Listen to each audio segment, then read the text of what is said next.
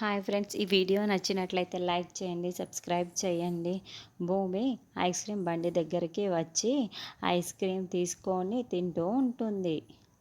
అయితే అక్కడ అడుక్కునే కొంతమంది పిల్లలు కూడా భూమి వైపు అలానే చూస్తూ ఉంటారు.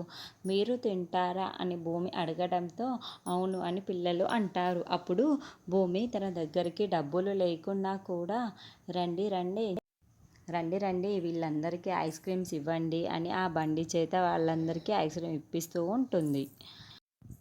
తినండి తినండి మీ వాళ్ళతో పాటు చాలా సంతోషంగా తింటూ ఉంటుంది.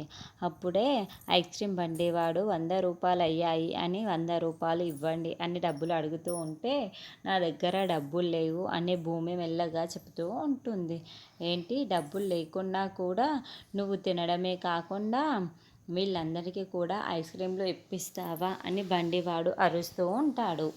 అయితే సరిగ్గా అప్పుడే శరత్చంద్ర అక్కడికి వస్తాడు. ఏయ్ ఏంటయ్యా ఆపుతావా, నేను ఇస్తాను అని ఆ డబ్బులు చెప్తూ ఉంటాడు. వెంటనే శరత్చంద్ర ఐస్ క్రీమ్ బండి వాడికి ఎంతైతే అంత డబ్బులు ఇచ్చేస్తాడు. ఏంటమ్మా మీ దగ్గర డబ్బులు లేకున్నా కూడా మైమరిచిపోయి నువ్వు కాకుండా వీళ్ళకి కూడా ఐస్ క్రీమ్స్ ఇప్పించావు, ఎందుకమ్మా ఇలా చేశావు అని శరత్చంద్ర అడుగుతూ ఉంటే అంటే నేను ఈరోజు చాలా సంతోషంలో ఉంటాను. నేను మాట్లాడుకున్న వ్యక్తితో ఈరోజు మాట్లాడేశాను. రేపు నేను అతన్ని కలవబోతున్నాను.